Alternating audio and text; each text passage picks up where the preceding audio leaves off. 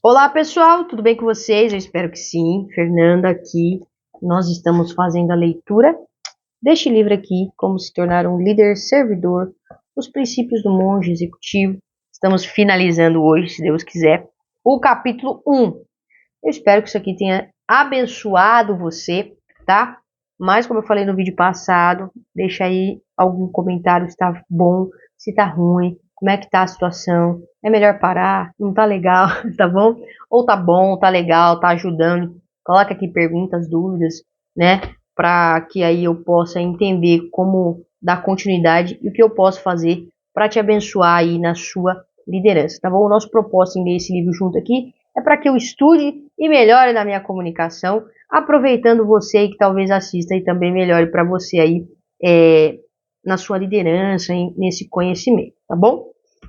Então vamos lá, nós estamos na página 27. Hoje nós vamos começar aqui com a temática liderança é influência. Se a gente for lembrar lá na definição, né, que o James Hunter trouxe para nós, que liderança é a habilidade de influenciar pessoas e tal, e ele vai continuar dizendo disso. Ele diz que há três coisas que são importantes, né? Influência, habilidade e caráter. Então vamos entender o que é isso. Então ele vai dizer, liderança é influência. Ele vai dizer assim, ó, o autor de Gerente Minuto, Ken Blanchard, sei lá como fala, questiona, abre aspas, o que é liderança? E aí está escrito assim, é um processo de influenciar pessoas. Então, o que é liderança? É um processo de influenciar pessoas. Então, se a gente for resumir liderança, de acordo com o livro aqui, é um processo que você usa para poder influenciar as pessoas. Basicamente, é isso, né? É isso. Realmente, liderar é fazer com que as pessoas contribuam com entusiasmo, de preferência com o coração, a mente, a criatividade, a excelência e outros recursos, e se tornem as melhores que são capazes de ser. Então ele repete a definição de liderança. Ele vai dizer assim, ó, liderança não é sinônimo de gerência, mas de influência. Qual é o sinônimo de liderança? Influência. Isso é algo muito importante, porque se você não está influenciando, talvez você não esteja liderando. Então é muito simples. Como é que eu sei, Fernando, que eu estou liderando? Você influencia as pessoas? As pessoas que você lidera se parecem com você, elas estão fazendo coisas diferentes porque elas começaram a andar com você, elas estão pensando diferente. O que você faz na vida delas? Você influencia a vida delas ou não, tá? E aí ele vai continuar dizendo assim, ó, no passado, aquele que conhecia mais profundamente a empresa ou era melhor gerente, virava rei. Não é mais assim. Agora, os altos executivos das empresas listadas nas pesquisas da revista Fortune, acho que é assim que fala, vivem trocando de emprego. Lou Gerstner, sei lá como é que fala esse nome, por exemplo, que liderou a IBM durante a dramática virada da empresa, antes fabricava biscoitos na Nabisco. Idem para o presidente da Burger King, que antes dirigia a Northwest Airlines. Esses nomes me complicam. As grandes corporações de hoje em dia estão contratando pelo caráter e treinamento para habilidade. Ele vai falar que antigamente era, né? Mas hoje em dia não é mais assim. Hoje em dia você não precisa ser a pessoa que mais confunde, ou mais confunde, não, mais conhece profundamente a empresa ou que melhor gerencia. Você precisa ter caráter e treinamento para habilidade. Então você precisa ser habilidoso e ter caráter, tá? E aí ele vai dizer assim, ó. O papel do líder servidor é parecido com o do maestro de uma orquestra. Então, o que um líder servidor faz? Ele parece com o maestro de orquestra. E aí ele vai dizer assim, ó, podemos lhe ensinar a teoria da música e a tocar o instrumento musical. Mas quem possui habilidade para juntar tantos músicos diferentes e fazê-lo tocar em harmonia? Quem os leva a tocar em uníssono? Quem é capaz de proporcionar essa habilidade ao grupo? Então, ele está falando, trazendo essas perguntas para a gente refletir, que é o maestro, né? Ele continua dizendo assim, ó, um exemplo de como liderar por meio da influência foi a maneira que Herbert Keller O Herb aqui, né? O ex-presidente da Southwest Airlines escolheu para informar seus funcionários que a empresa estava prestes a ter um trimestre sem lucro. Ele vai trazer um exemplo aqui para nós, né? No memorando, ele pedia que cada um poupasse $5 por dia em despesas. Não importava se você pilotava os aviões, servia o café ou trocava os pneus. Todos precisavam unir esforços para poupar $5 por dia. Ele assinou o memorando da seguinte maneira: Love Help. Ele mobilizou os funcionários e conseguiu cortar as despesas operacionais em 5,6 naquele trimestre, o que permitiu que a empresa fechasse o período com lucro. Isso é liderança. Então aqui vai dizer para nós que ele assinou esse memorando com Love, que é o nome da empresa, que parece Love lá, Herb, que é o nome dele. Então ele disse, a empresa Love Herb. Né? Ele colocou o nome dele ali, o pedido dele ali, não só a empresa estava pedindo isso, mas ele também. Ele mobilizou os funcionários, eles cortaram as despesas operacionais em 0,6 naquele trimestre, que permitiu que eles fechassem com lucro. Então isso é liderança, é influenciar as pessoas. Quantos presidentes você conhece que podem pedir às pessoas que economizem $5 por dia? John Maxwell, autor de vários livros sobre liderança, escreveu o seguinte, abre aspas, liderança é influência, nada mais e nada menos. John Maxwell é um escritor de liderança fantástico. Se você está tentando ler e aprender e desenvolver sua liderança, leia os livros do John Maxwell, porque é muito bom, ele traz muitos ensinamentos também. Se esse aqui der certo, a gente pode ler um livro dele também, que eu acho que ia ser muito legal, tá? Mas é isso, liderança é influência. Pronto e acabou, tá? Então a gente precisa entender isso, que essa é uma grande capacidade, essa é uma grande questão que a gente precisa desenvolver, a nossa influência, tá? E ele vai continuar dizendo também que liderança é uma questão de caráter. Então ele falou sobre a questão da habilidade, falou sobre a questão da influência, e agora ele vai falar sobre a questão do caráter, tá? Ele vai dizer assim, ó, liderança é uma questão de caráter. Página 28, tá? Pesquisas mostram que uma pessoa faz, em média, cerca de 15 mil escolhas num dia comum. Então, isso é uma pesquisa antiga, que uma pessoa faz cerca de 1.000 escolhas num dia comum. Não estou falando sobre os sapatos que você vai calçar, a cueca que vestirá ou onde almoçará hoje. Estou me referindo às centenas de escolhas que você faz sobre a maneira como vai se comportar com as pessoas que cruzarem seu caminho. Ou seja, opções de caráter.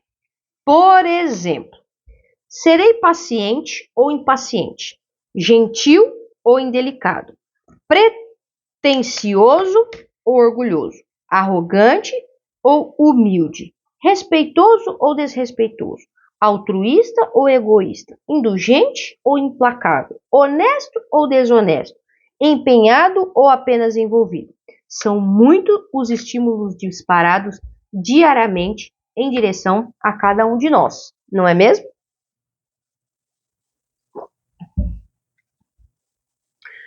Contas, chefes, planos de aposentadoria, questões de saúde, faculdade dos filhos, pessoas grosseiras e intolerantes e assim por diante. Mesmo assim, temos a capacidade de escolher nossa reação.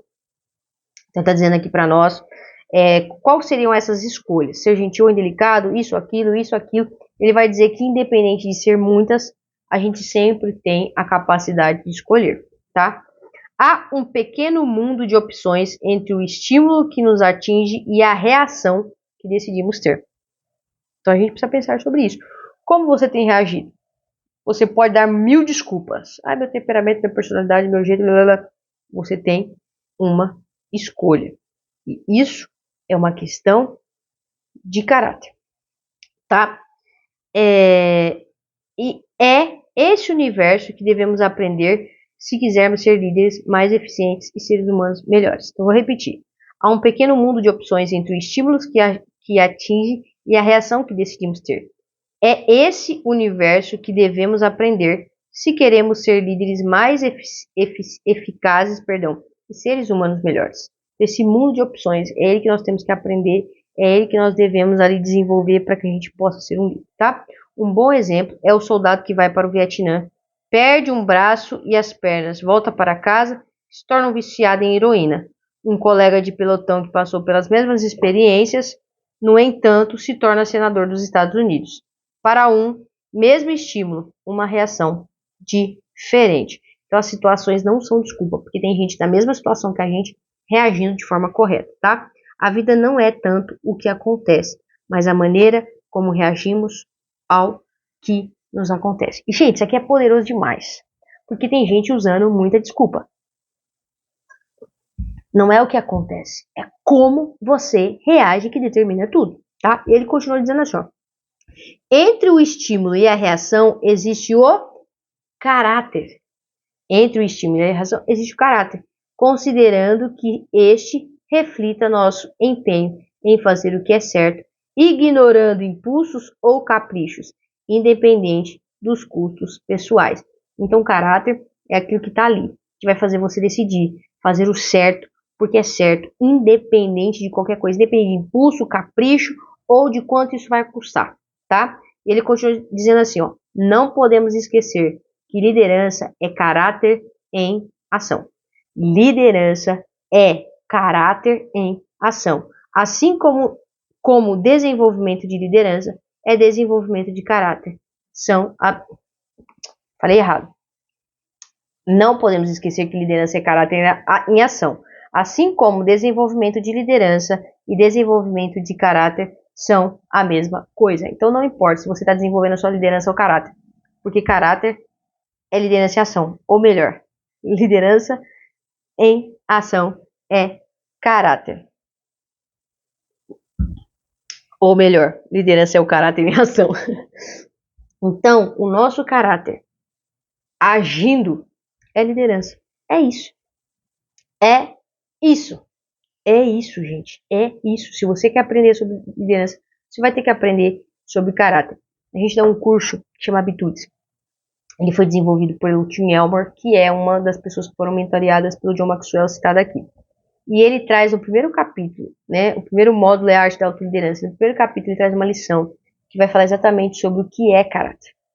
E ele traz os 4 pilares do que é caráter. E o resto do livro é falando sobre esses 4 pilares para dizer para nós que isso é liderança. Porque nada mais, nada menos que liderança é o nosso caráter em ação. Na prática, na vida. Porque caráter envolve questões emocionais, envolve disciplina, os nossos valores centrais, nosso senso de identidade. Eu não sei se é isso que ele vai dizer aqui, mas é isso que caráter é. Nós precisamos pensar sobre isso. Eu quero liderar, mas eu não quero desenvolver o meu caráter? Não faz sentido, não vai dar certo. Você não vai conseguir desenvolver. Então pare e pense sobre isso, tá? E aí ele vai trazer para nós o supremo teste. E ele vai dizer assim, ó, na página 29. O verdadeiro teste de eficiência do líder é o seguinte: seus funcionários são pessoas melhores e mais qualificadas em consequência de sua liderança e influência? Pare e pense sobre isso. Se você não tem funcionário, pense assim: a sua família, o seu cônjuge, o seu pai, a sua mãe, os seus filhos, os seus colegas de trabalho, eles são pessoas melhores em decorrência, em consequência da sua liderança e influência. Seus filhos estão se tornando seres humanos eficazes, capazes de amar os pais, de liderar e servir os outros? Pergunta capciosa. Continua. Como disse o sábio general, o primeiro dever de qualquer líder é criar mais líderes. Gente, isso aqui é a maior tarefa de um líder e eu confesso que particularmente é a nossa dificuldade, mas é o que a gente precisa fazer. Esse é o primeiro dever. Criar mais líderes. Se você é líder, você precisa criar mais líderes. Ponto. Você precisa se reproduzir. Tá? Robert Greenleaf, sei lá como é que fala, no ensaio, abre aspas, servidor como líder, colocou algumas questões. Então vamos lá, abre aspas. Aqueles que são servidos crescem como pessoas? Tornam-se mais saudáveis, sensatos, livres e autônomos? Enfim, têm mais probabilidade de se tornarem servidores? Então ele colocou essa questão. Aqueles que são servidos, eles crescem como pessoa? Eles se tornam mais saudáveis, sensatos, livres e autônomos? Tem a probabilidade de se tornar também servidores? Lembre-se de que o líder sempre deixa sua marca. A única dúvida é que tipo de marca será. Será que as pessoas que trabalham de forma mais ou menos produtiva porque o chefe estava lá? Peraí. Lembre-se de que o líder sempre deixa sua marca. A única dúvida é que tipo de marca será. Será que as pessoas trabalham de forma mais ou menos produtiva quando o chefe está lá? Ponto de interrogação. Tá? Então a questão é a seguinte: você vai deixar sua marca sempre como líder. Sempre, sempre, sempre, sempre, sempre. Qual marca você está deixando? Você influencia as pessoas. A questão é, para que você influencia as pessoas? No que você influencia as pessoas? As pessoas será que trabalham mais ou menos quando você está lá? No quesito se você for um chefe. Quando você está perto, as pessoas fazem melhor ou pior? Elas honram a sua ausência ou não? E aí? Tá? Larry Buzzard. Nossa, esses nomes me complicam.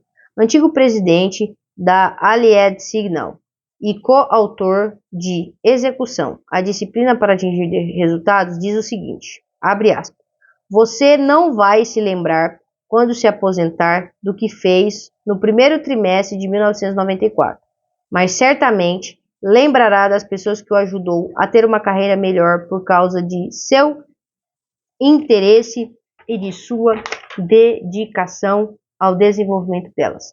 Quando se sentir confuso sobre seu desempenho como líder, descubra como estão as pessoas que você liderou.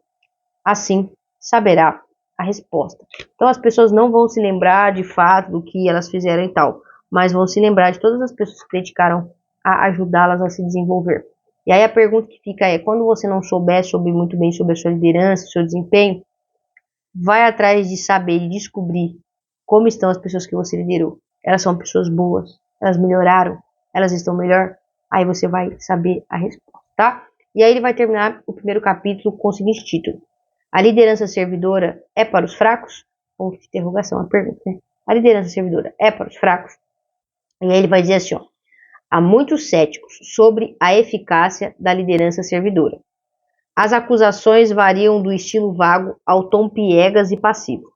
Muitos acusam o líder servidor de inverter a pirâmide organizacional e de entregar a direção do hospício aos doentes. A liderança servidora pode ser tudo, menos isso. Existe realmente uma preocupação com a pirâmide e um certo ar autocrático quando se trata de determinados aspectos da gestão da organização, como a missão, entre parênteses, para onde vamos? Valores, entre parênteses, quais são as regras de comportamento no ambiente de trabalho? Padrões, entre parênteses, como vamos pedir e mensurar a excelência? E responsabilidade, entre parênteses, o que acontece se houver diferença entre padrões e desempenho? Os grandes líderes servidores que conheço podem se tornar bastante ditatoriais nessas questões. Então, ele vai trazer algumas coisas, dizendo que realmente às vezes tem essa questão de se preocupar, se estão invertendo a pirâmide e tudo mais. Mas um bom líder, né, servidor, ele tem alguns aspectos, né, que ele se preocupa muito, e às vezes até é muito rígido, até ele vai dizer que a palavra ditatoriais nessas questões, que é a missão, que é para onde nós vamos, tá? Os nossos valores, então quais são as regras de comportamento no ambiente de trabalho. E aí depois ele vai falar padrões, então como que nós vamos pedir e mensurar a excelência, e responsabilidade, o que acontece se houver diferença entre padrões de desempenho. Então ele tem essas 4 características: missão, valores, padrão e responsabilidade. Então, essas coisas, a gente é um líder servidor, é influenciar as pessoas, mas essa base aqui Esses quatro pilares, eles são a base para fazer com que a liderança funcione. Então, ele vai continuar dizendo assim, ó, entre as obrigações de uma liderança servidora a definição da missão, das normas de comportamento e a indicação de responsabilidades. O líder servidor não encomenda pesquisas nem promove reuniões de comitê ou votações democráticas para decidir a resposta a essas questões. Ao contrário, as pessoas esperam que o líder ofereça essa orientação. Em compensação, depois que a direção foi determinada é tempo de vencer. A liderança passa a responder às pessoas que lidera, a identificar e entender suas necessidades legítimas para que possam se tornar mais eficazes na realização de sua missão. Então, o líder ele não vai democratizar essas questões. Ele vai decidir, ele vai dar a direção, ele vai dar a orientação. Isso é responsabilidade dele. Mas a partir do momento que ele faz isso, é o tempo de vencer. E aí, a liderança passa a responder às pessoas que lidera. E aí vai identificar as necessidades legítimas dela, para que aí ele possa se tornar mais eficaz ainda na sua missão, tentando entender e trabalhar em cima disso. Então ele vai trazer aqui que não é uma liderança para os fracos, não é uma liderança que vai inverter as coisas. Você continua sendo líder, você continua tendo uma posição ali, trazendo ordem. Então você precisa trazer a missão, você precisa saber quais são os valores, você precisa estabelecer os padrões, você precisa indicar as responsabilidades, você precisa fazer isso. Não é bagunça, tá? Mas isso, a partir do momento que você vai trazendo essa direção, você vai fazendo essas coisas, você vai ajustando tudo ali na sua liderança.